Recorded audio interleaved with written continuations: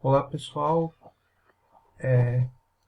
falando novamente sobre automação dentro dos sistemas de produção, gostaria de falar um pouco sobre o conteúdo dos capítulos 2 e 3 do Groover. O que seria isso? Essencialmente, setores de produção e produtos, operações de produtos, instalação de produção, relações produto-produção e um pouco de produção enxuta. Bem, vamos começar pela definição mesmo do que se trata de manufatura. É uma definição de livro, mas dá para ter uma ideia muito boa do que se trata. Aplicação de processos físicos e químicos para alterar a geometria, propriedade e ou aparência de determinado material com vistas a produzir peças ou produtos. Também inclui junção de diferentes peças para fazer montagens, realizada através de uma combinação de máquinas, ferramentas, força e trabalho manual, e quase sempre precisa de uma sequência de operações para ser realizadas. Esse diagrama dá um exemplo bem simplificado do que se trata. Essencialmente você pega o material inicial, conhecido popularmente como matéria-prima, que pode ser inclusive o resultado de um outro processo, passa pela manufatura, e aí o que você precisa na manufatura? Essencialmente máquinas, pessoas, ferramentas, e você consegue uma peça ou um produto acabado mesmo. E sim, claro, existem resíduos. Curiosidade, é impossível evitar os resíduos, mesmo no processo de manufatura, que teoricamente não teria resíduo, como por exemplo a manufatura aditiva, ela tem um resíduo chamado calor, que é inevitável e que, no caso, não serve para nada, mas assim, em geral, você ao fazer a manufatura, você tem refúgios, resíduos, e esses resíduos eventualmente podem até se tornar matéria-prima com outro processo. Depende muito do que seja o resíduo. Agora, a definição econômica da manufatura. Reparem que não é mais aquela coisa atrelada ao físico. Essencialmente, é a transformação de materiais em itens de maior valor. E o que é maior valor? Ou seja, a produção agrega valor. De novo, o que é valor?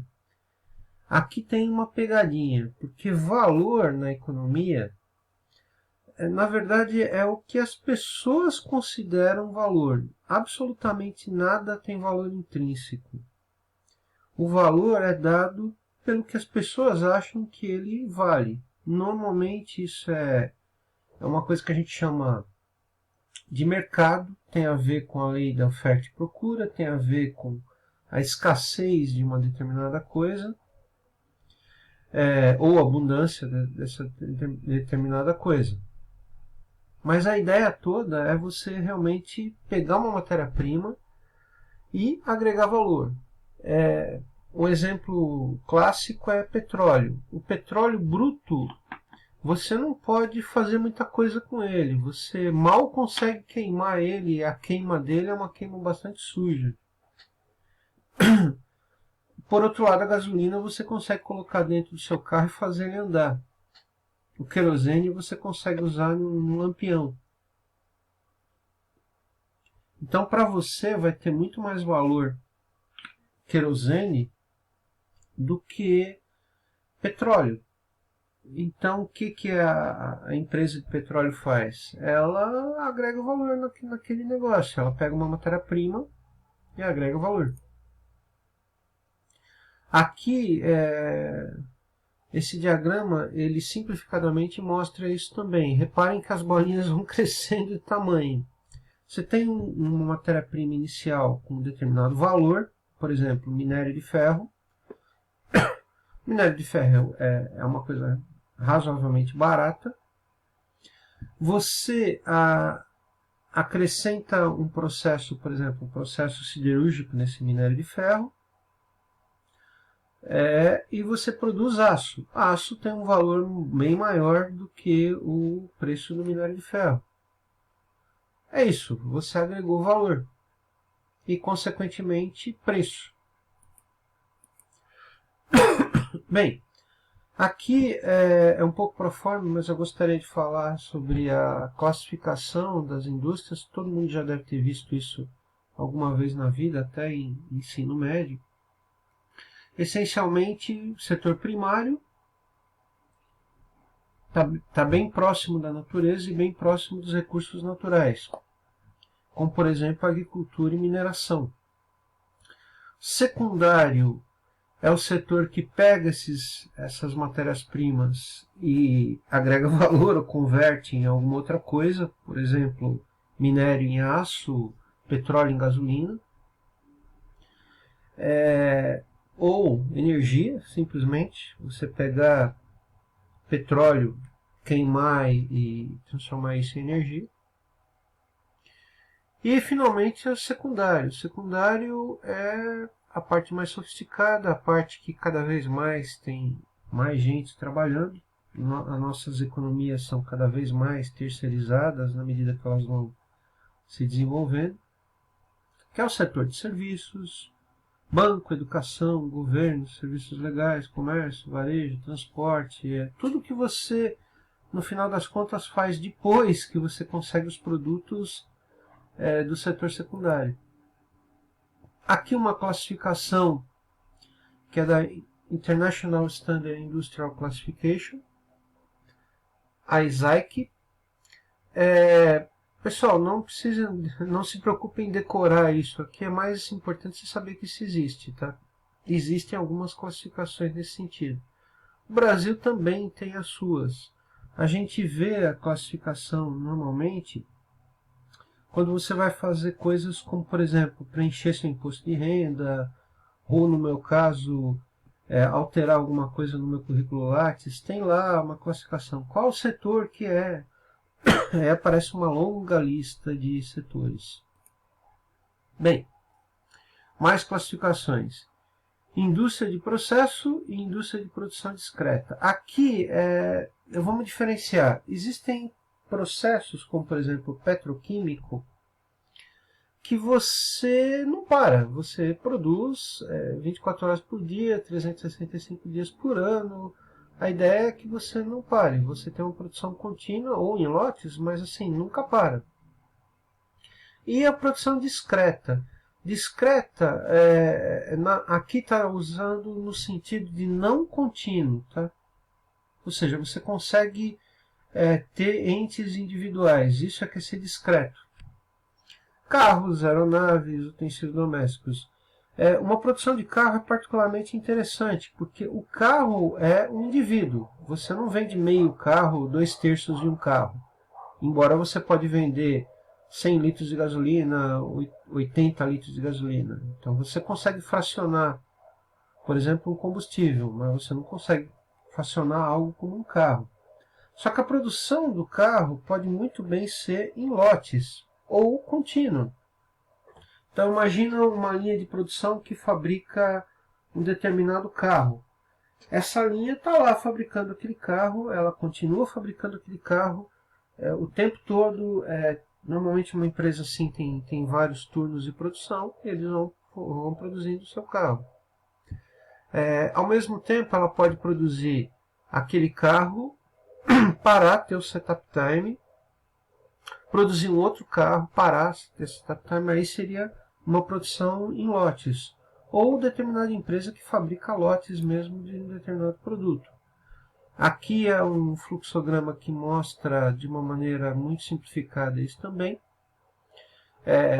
Indústria de processo é entrada contínua, aí passa pelo processo e sai contínuo. Então imagina que aqui entra, por exemplo, óleo bruto e sai derivado de petróleo do outro lado, nafta, querosene, gasolina, todas essas coisas. Produção discreta. Imagina, por exemplo, que entra, barra de aço de um lado, as barras são contínuas, e sai, perfil metálico do outro, que também é discreto. Só que a produção, ela vai que vai. Embora ela lide com itens discretos, ela continua o tempo todo, ela não para fazer lotes. E aqui é a mesma coisa, só que em lotes. Imagina uma coisa que entra continuamente, fabrica um lote de determinada coisa, depois sai. Entra, faz o lote, dá um tempinho, que é o setup time, e continua. Inclusive isso aqui pode ser carros, por exemplo. Não, desculpe, carros aí embaixo. É o último aqui. Imagina você fabricar carros, aí você para, opa, vamos mudar para um outro modelo de carro, mas continua sendo carros individualmente. Tá? Essa daqui de produção em lote, essa me lembrou muito fabricação de shampoo, que foi um processo que eu já trabalhei. Você fabrica shampoo em lotes, no caso lá tinha alguns tanques de 20 mil litros. Você fabrica, sei lá, um determinado shampoo para cabelos crespos.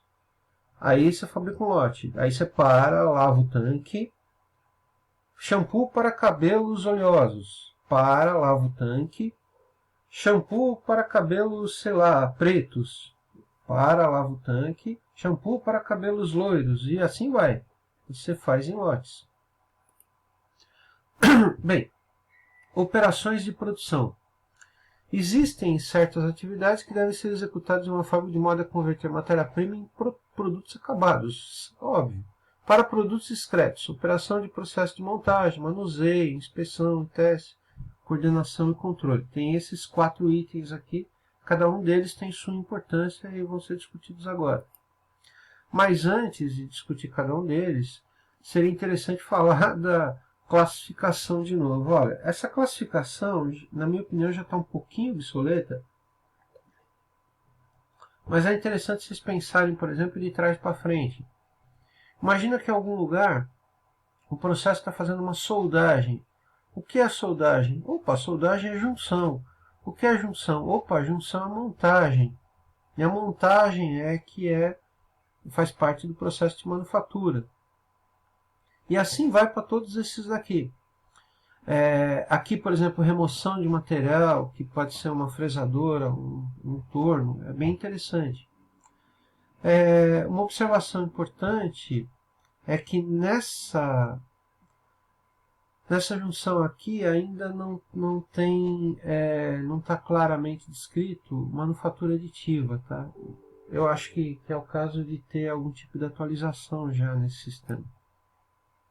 Bem, e aqui está os processos, as operações de processamento. Por exemplo, moldagem, fazer molde das coisas, tem vários tipos de molde. Operação de melhoria de propriedade, a clássica aqui é tratamento térmico e limpeza.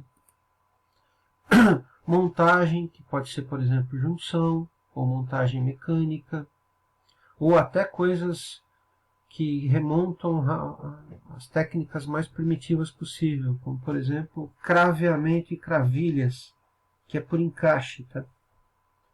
É como se fosse marcenaria de centenas e centenas de anos atrás. Você não tinha prego, uma grande disponibilidade, e os marceneiros tinham que encaixar bem as coisas.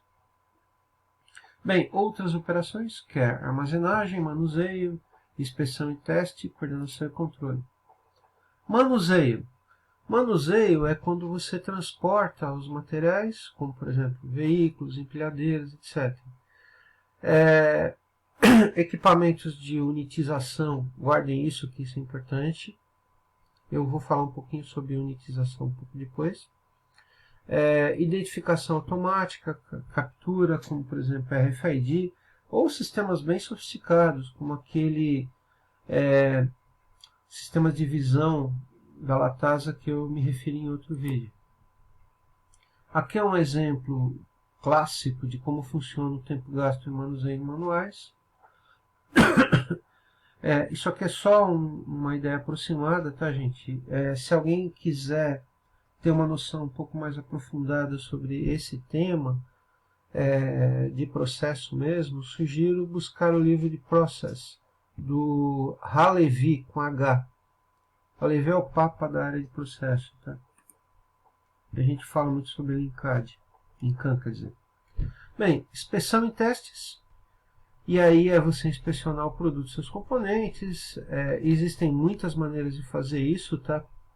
Uma maneira clássica é controle estatístico de processo, que você faz uma verificação, ou às vezes você simplesmente verifica um por um mesmo, tanto automaticamente quanto manualmente.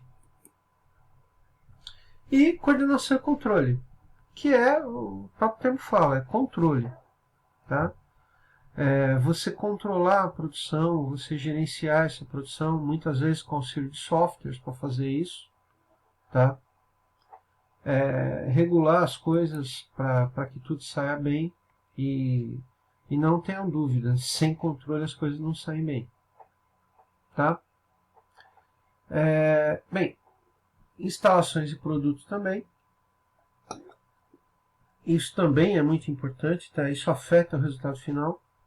Uma empresa de produção tem que organizar suas instalações de maneira mais eficiente. Pelo menos idealmente sim.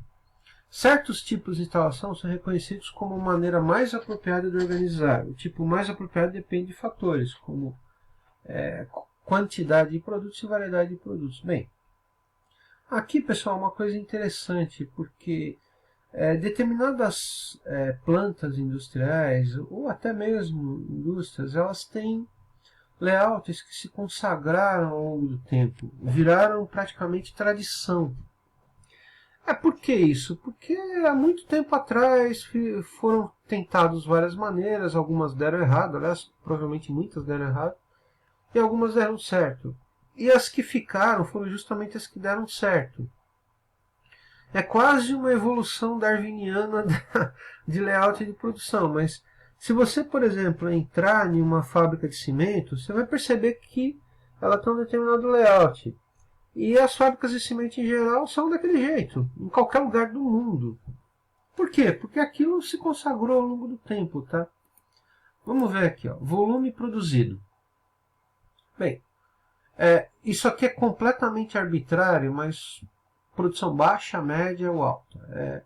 Pessoal, é óbvio que se o cara fizer 10.001 unidade ou 9.999.000,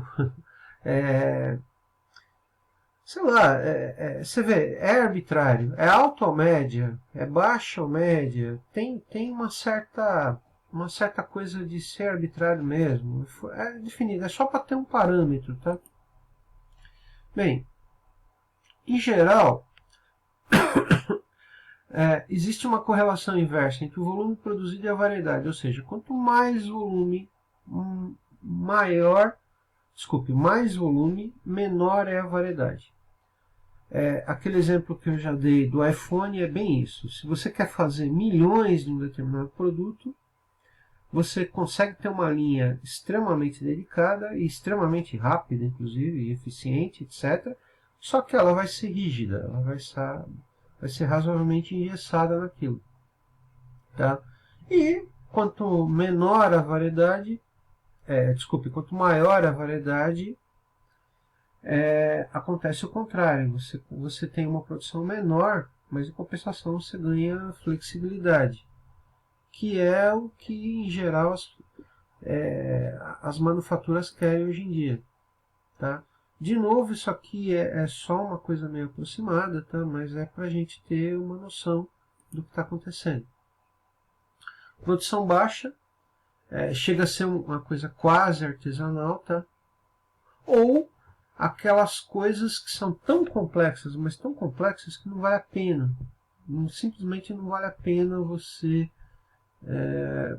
digamos assim, fazer uma automação muito alta ou pensar no layout, por exemplo, de linha de produção. Então vamos lá. Ó. Ao longo do tempo, que layout se consagrou com a produção baixa?